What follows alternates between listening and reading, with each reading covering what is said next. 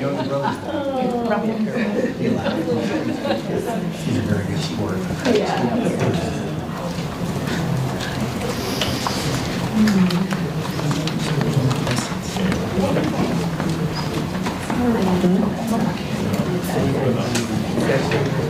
Have they struggled to use him in the weather?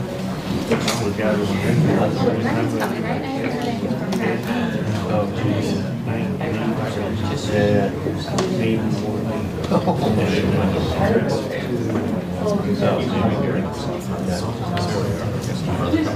Yeah.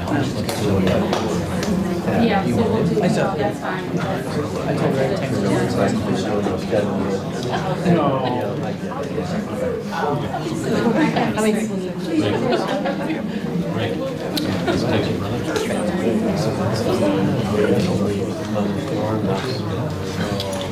Good, thank you for your last year. So we're gonna start. There. Just because I want it to be on the. Hi, what is this fancy stuff?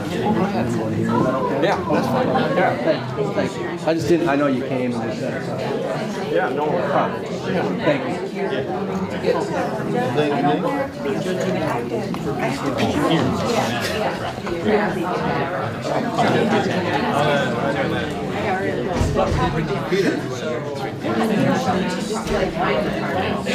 Well, I was mentioning that we're going to push for it. We submit the thing in November for a publication and then do a little PowerPoint presentation. I think. Yeah. I hope to do an arm twisting. Because they thought I'm going to say, let's shake it up. Oh, okay. Actually, you should. Probably.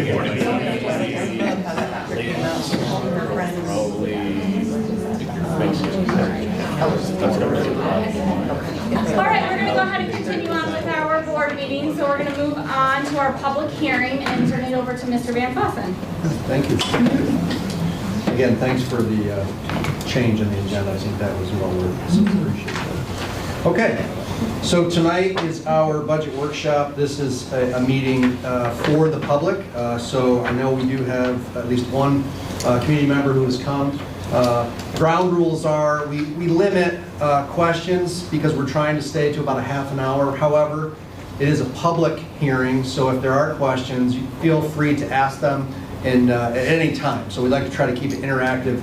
And minus questions, we're just going to keep moving on, and then when we're concluded, we're concluded. So, and for the members of the board and obviously our leadership team and those at the table in the leadership role, we're going to move through this quick. You've seen this now several times, so if I'm moving fast, it's for that reason.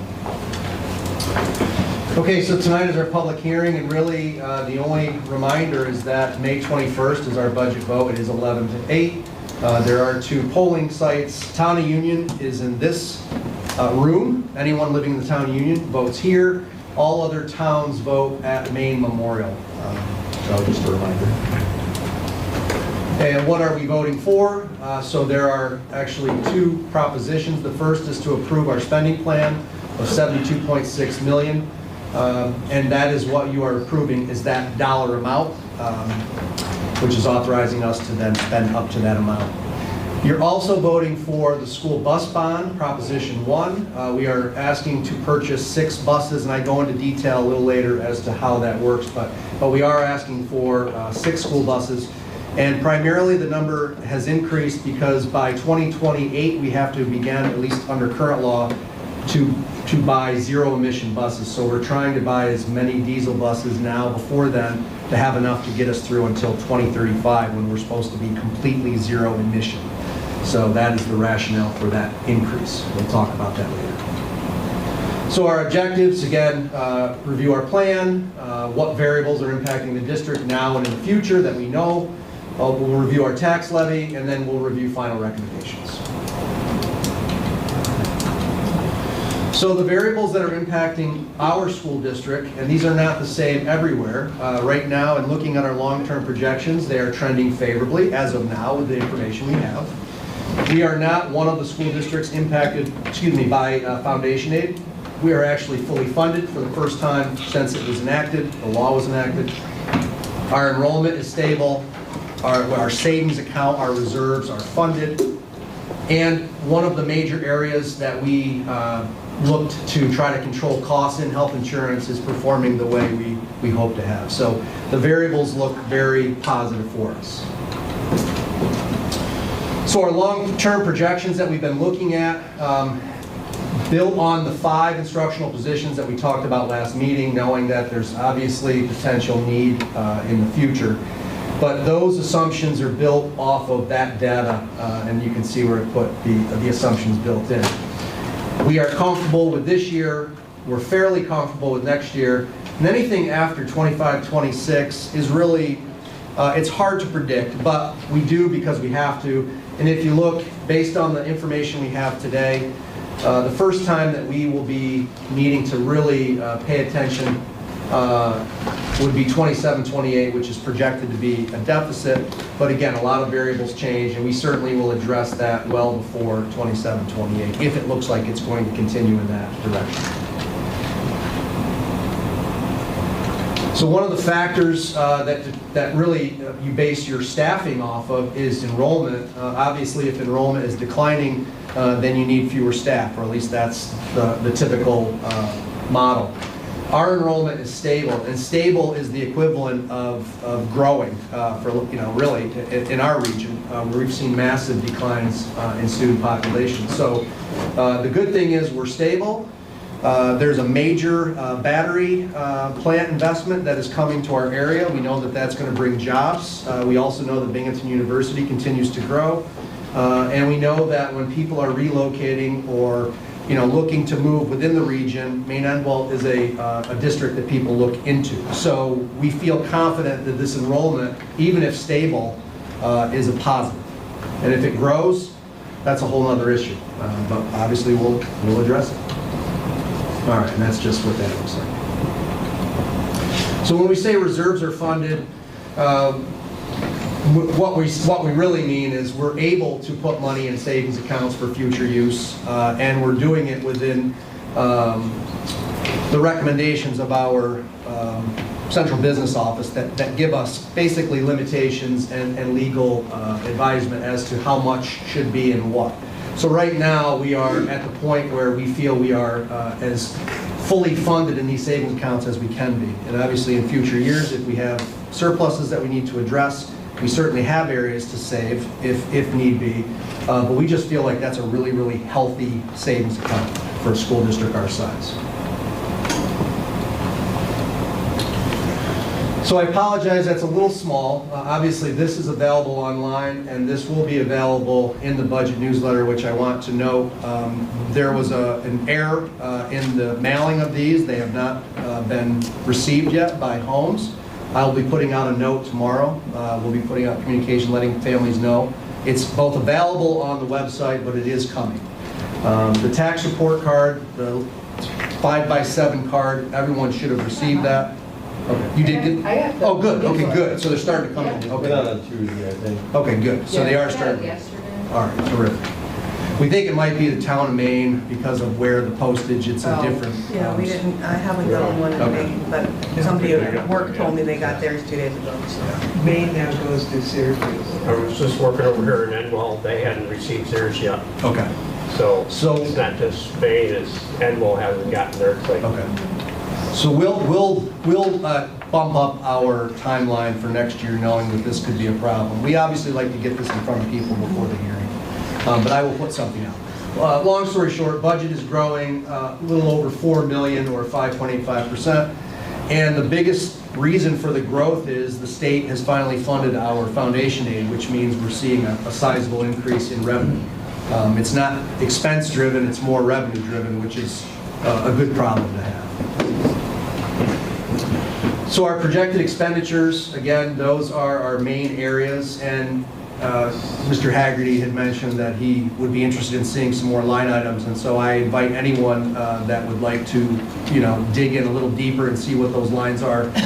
Between now and the 21st, reach out to myself, Jeff Lamoureux. We will certainly take as much time. We'll walk through it with anyone who's interested. But this is the format we've used for at least the last 10, 12 years.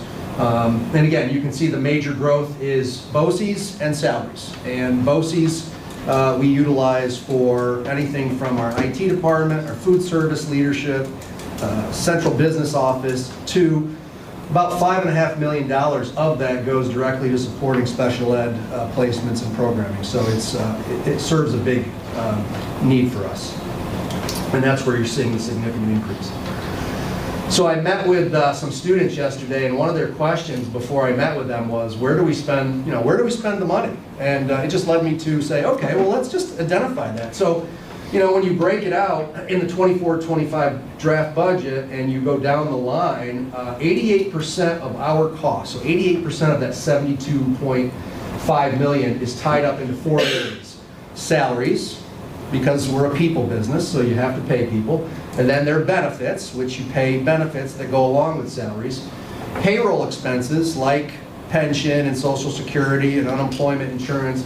And then debt service, third, which is paying your mortgage back. So we borrow money to fix up our facilities, you have to pay it back. And then BOCES. And BOCES is that conglomerate of services. But we utilize BOCES because BOCES generates state aid back the following year. So we are leveraging BOCES to gain back revenue to offset the cost. So it was developed for that purpose, and we're taking advantage of it. So those are our biggest areas. 88 cents of every dollar goes to those areas. So again, our projected revenues, you'll note this is our last year of getting a sizable increase in state aid, excluding building aid, and that's that foundation aid increase of 21%. We are fully funded. Building aid is down, but it will jump back up once the 2022 capital project hits the books. So that will offset that as well. And then people always ask, what do you mean by other? Even though it's not a very large amount, it's a kind of a smattering of different revenue line items that add up to that other. Biggest change, you'll note, the Millennium Pipeline came off the pilot, off of the pilot agreement, and so that's why you see that large decrease in the pilots.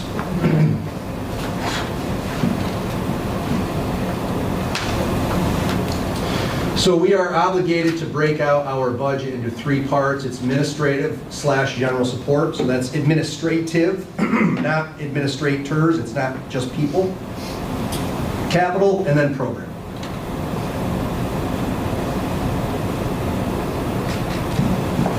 Sorry.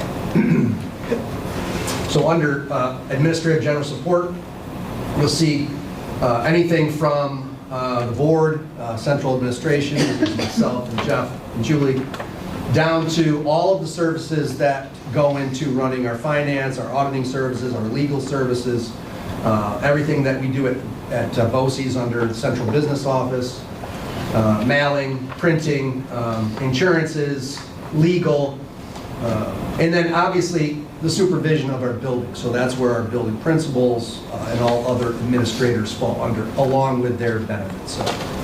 So when you see supervision, regular school, and total benefits, those are people.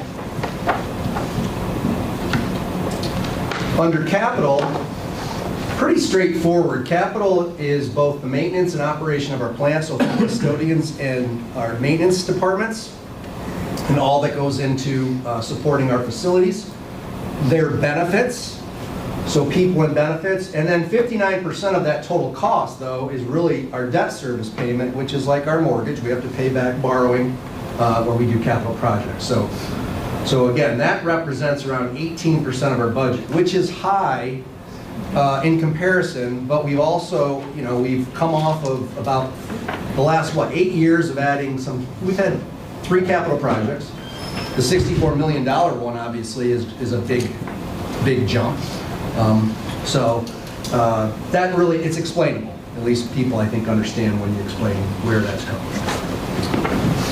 And then our program, which represents almost 72% of our budget expenditures, that's all the programming that goes into directly impacting students, from teachers and support staff, all the way to, line items like our guidance and health services, our co-curriculars, our sports, our transportation, and then obviously the salary line and the benefit line are pretty significant because they're all under that too. And we want to be between 68 and 75% when you look at a best practice. So being around 72 is right in line with where we want to be. So our lens, we've talked about this when people say, one of the questions that came up, so what's the decision-making process when you decide what to spend money on? And it's very simple. There's contractual, there's legal, and then there's what your strategic plan and what your priorities are. So when people ask, what are our priorities? These are our priorities and our focus areas. And this is what we're attempting to provide and/or support when we build our budget. Now, we do have 5 positions that we've spelled out. Excuse me. And the justification for the first 4 bullets of that. Now, we did have a discussion last board meeting around, are there additional positions and what are they and what could they be? So next meeting, we will come to you with some potential areas for you to look at. And as I had mentioned, while they're not budgeted, we have a surplus and an unassigned fund balance that if we were to choose to do that, you would be taking money from that, basically reducing your amount that you can save and carry over. And then you'd have to add that to your salary lines moving forward, which then get obviously compounded into those long-term projections. But, obviously at the point we're at right now, that's how we would fund those if we go forward. The biggest driver right now is enrollment, and that's just an example. So Maine Memorial has seen significant increase over the last 3 or 4 years.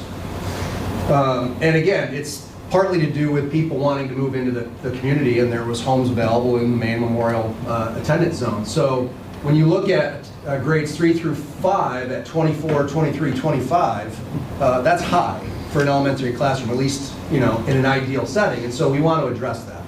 And we want to address it now. There were at least 2 or 3 years where we came to the board years ago and said it's August and people are upset because the class size is 24, 25. I think we need to add a section. And it's not ideal because you're trying to find someone to hire late in the hiring season, and it's disruptive because those class lists have already been built, and so now you have to peel off class lists and build another class. And that always feels uncomfortable. So the goal is to try to address that now so we don't have to have that last minute decision in August. And that's what we're working towards now. You've seen this before. We also have some pretty, I say interesting, impactful other areas we want to invest in, So our professional development, our year 2 of the work with PLC, which we'll be sharing with you the schedule that's coming up. And we're also putting aside some money both for work within the buildings for faculty, some summer work, which that's a floating number. We may use that, we may not, so that's not a firm, but we like to have money available if needed. It's all And it's all able, right. And then some additional hours. We have added 3 elementary early release days, district-wide early release days, but at the elementary level, we're studying if we can keep students in the building so that parents don't have to find coverage on those half days. So we put some money aside for some additional supervision, and we're working on that. We also have some really cool opportunities for student programming. These are direct impacts for students. And again, the barbering program and the personal training program are really unique in that students will leave those programs potentially with the ability to go out and start a career right from high school, depending on their interests. So we think that's a real interesting opportunity for our kids that we can offer. And then last, some other kind of a hodgepodge. We are adding additional enrichment opportunities at Homer Brink. High School Technology Department, there's some equipment that they have been, they do a lot of really cool work, and their last, I think, laser engraver is about 15 years old, and it's on its last wheels, so we get a lot of use out of that, so we figure that's probably a good time to to invest there. The WASED, you know, we're studying and looking into. And then the Beehive Club, or the Bee Club, I don't know what it's going to end up being called eventually, but the bees, I think Mr. Brown is picking up the bees this weekend, and we're going to have some functioning hives behind the baseball field in 72 hours. I mean, I don't know how long it takes to make honey, but I'm kidding. I don't know how long it takes. We'll have some honey by the spring or fall, hopefully. So, pretty cool. A sample. Yeah, yeah. And then the last thing is, and I think this is a big deal because people recognize the importance, and you know, you see that here tonight. We're going to continue our contract with Upstate Security, 3 more years, a $30,000 increase to the existing contract. So it's on top of what we currently pay, which you see at the bottom is $248. So that $30,000 will go on top of that. I did a little, just a little education on these capital outlay projects that we've done over the last several years. These are really great opportunities to take, when you have the funds to do it, to basically do baby capital projects that get the same benefit of a capital project, but they don't require voter approval because they are completed within one budget cycle. And so that was a list of what we've been doing. What we're excited about for this year is we would like to add really a capstone to our music program at the high school, and it will benefit 6 through 12. It'll benefit K through 12, but this is just an opportunity to take advantage of some really talented faculty and talented students.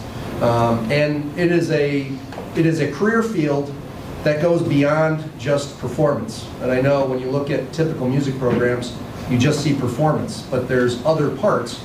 And so this gives us an opportunity to really give kids that are interested in music a broader opportunity and broader skill set, but also kids that might be on the fringe that don't perform but have interest to be part of it too. So I think and I talked with Jackie and I talked with some of our, I think it is one of those where this could be a real game changer in regards to our music, our students that are interested in music. And thank you for your support of that, and I hope obviously this moves forward. That's pretty cool. All right, our tax levy. Those are the pieces. We typically will review this because people always say, my tax rate is X and you said it was going to be Y. And we try to explain to people that the tax levy is the percentage we're asking the community to provide to us in new dollars. Your property value, where you live, and then this thing called an equalization rate that the state controls, all factors into what you actually pay at the end of the day.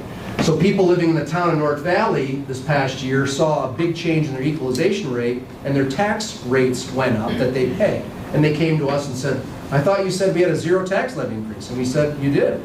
But there's other pieces that go into that formula. So we just like to remind folks that what you pay is not what our tax levy is. It's a formula. So again, we are asking for 2.96 this year, which is the levy limit, meaning it only requires 50.1% approval. If we ask for anything over 2.96, it would require 60% voter approval, and we would have to go out and advertise that. So in the history of the tax levy, which is 2012-13, we've never gone above the tax levy limit. We've never asked to exceed it. We've gone below it 3 times. And the beauty of that is it's a break to taxpayers. The downside to that is when you don't collect that money, it has a compound effect over time that you can't ever get it back unless you exceed the limit to try to make it up, which we never have. So the reality is, while we've done the last 2 years prior to this year, we went out below and a 0 last year. We are reverting back to asking for the limit because from a revenue standpoint, we really need it in the future. Even though it doesn't look like it right now, the day will come where we do. So for 24-25, 2.96, we use an average home in the town of Union. So that, and again, it's an average just to give a baseline. Town of Union represents 75% of our property, so we use the town of Union. And then obviously $100,000 is roughly an average. Now, home values are inflated, so the argument could be that is that really, an average? We try to go by fair market value, correct, Jeff? Not real estate. Value. Yeah. So there is a basis for that. So we still feel $100,000 is reasonable. The average $100,000 taxpayer in town of Union is going to pay about $72 per month. we recognize that's more. Anytime you ask people to pay more, we recognize that's a potential burden, so we're trying to be responsible. Final recommendations, that's the spending plan, and we believe it fits all of our needs. It's both providing savings, keeping a checking account and an unassigned fund balance, and obviously not losing program and actually growing.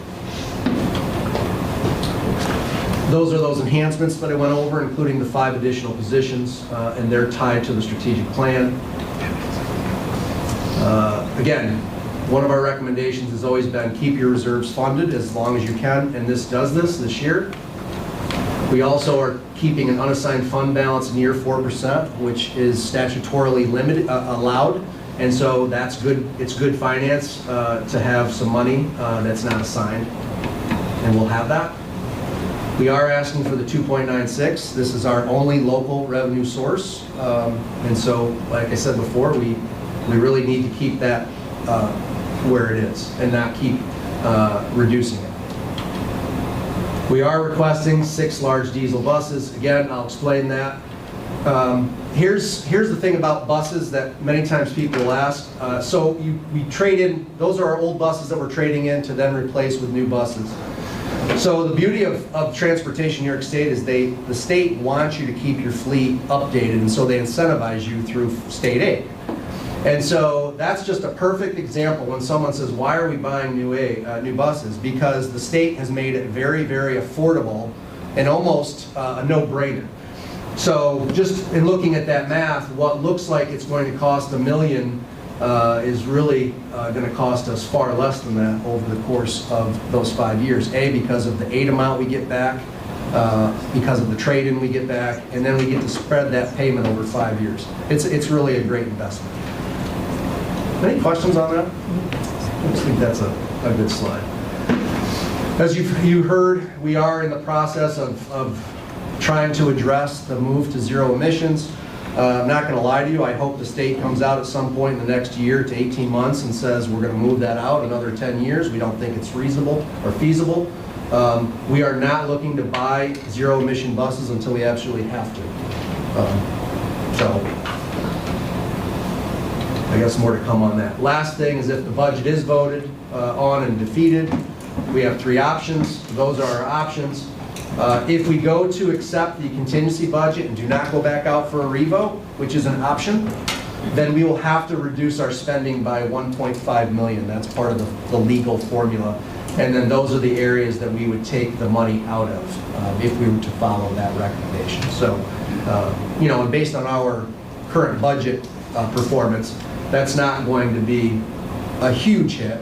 But if we went that route, there would have to be some reductions. There's our date, there's our vote locations, and now we'll open it up to anyone who has questions.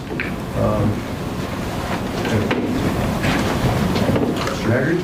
I'm John Haggerty. I live on Tyler Road in the town of Maine, so my school there is Maine Memorial, which is only 2/10 of a mile from my house.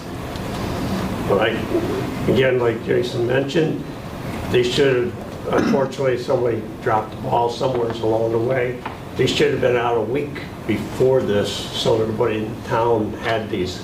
Like I said, we haven't received theirs in the town yet, and I know people in Endwell haven't received theirs yet either.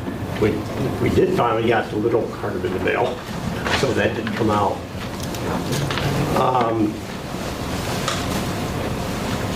I'm using my Social Security because that's where I rely on. I only got a $20 raise, and $10 went back into Medicare. So over 12 months, that's only $120 that I get in my Social Security. My wife only got 35-cent raise at her job.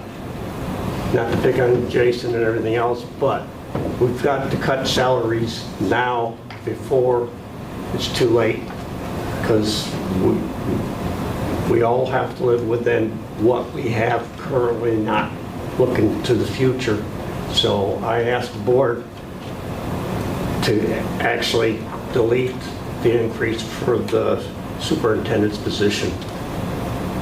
Okay, so it's got to be cut, because nobody else is receiving a $10,000, well, I'll just say $10,000 raise. Nobody has. and we just can't keep affording paying that out. There's got to be a cut, and like I said, my wife didn't, that's her job, they only got a 35-cent raise, and she's been at it for 24 years, so, and that doesn't, so just that issue there. But what happened to the state 2%, not to go over 2%, and we're at 2.9%? Where did that change? It was never, so the state, the misnomer back in 12-13 was it was a 2% Tax cap. Yeah, right, because downstate is upset about the 2% tax cap. Yeah. Why are the rest of the, why are we about the 2% tax cap? Because it's a formula that the state created that when the formula runs out, some are under 2%, some are over 2%. It never was a 2% cap. So that was misinformation that was provided back in 2012-13. You're right. It's never been 2%. Yeah, because downstate, their maximum is, their write-off is Yeah. $10,000, and they're not too happy if not able to, write any more taxes off. So just to show you, and I don't want to belabor this, but that's our tax levy cap. So you'll note from, and it's the second column in, since the cap started, you'll note we were 5.16, 5.94. That was under the cap. All those numbers are the cap. So it's Yeah. never been 2%. It's whatever the formula drives. And there's variables that go into driving the formula, but it's never been a firm 2%. Oh, okay. There's years where we were under 1. Yeah, Yeah.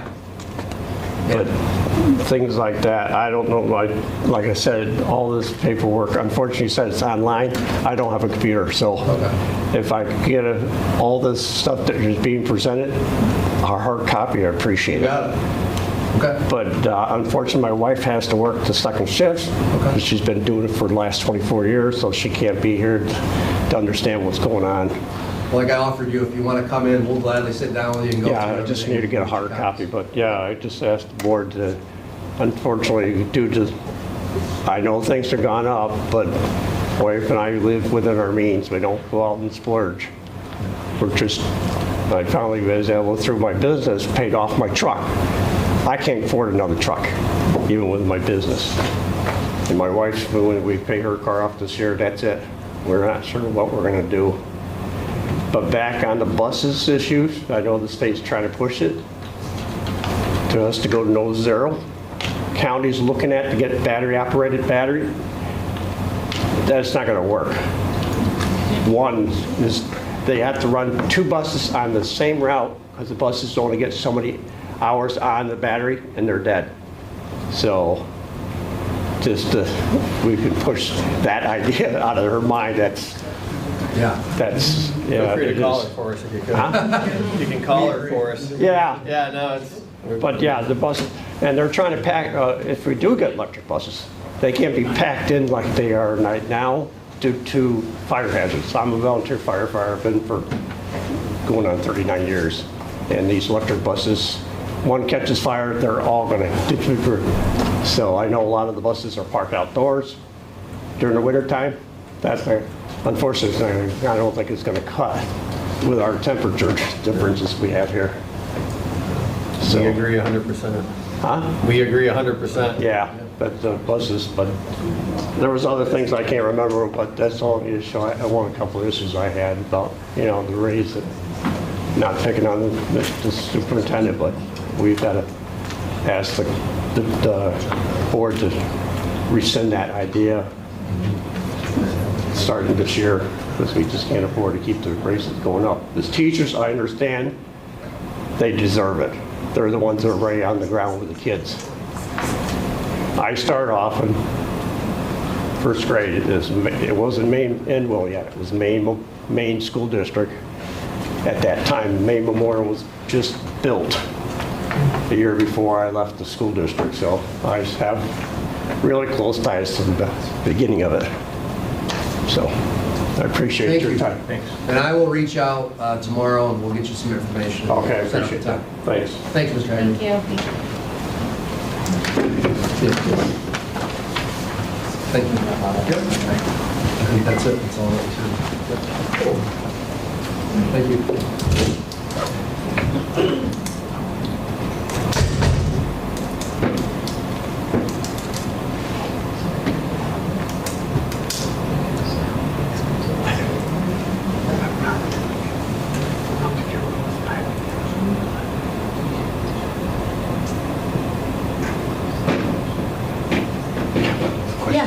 you have one more thing, sure.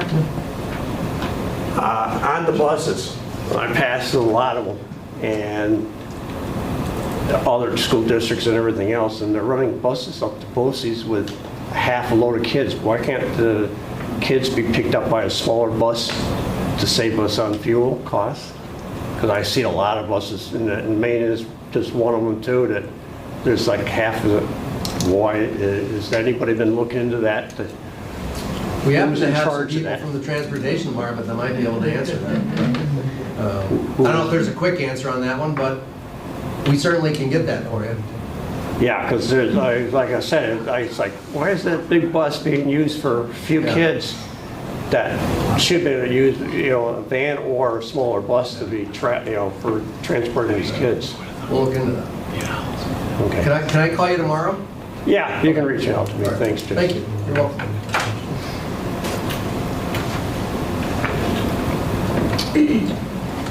That concludes the budget hearing. Okay, so we're gonna go ahead and we're gonna move on, onto our reports and presentations. So we'll turn it over to Brady Lindsay, our student board member. Yeah, so I just saw you guys 2 weeks ago, so we've got a certain amount to talk about, especially because, as I mentioned last time, it's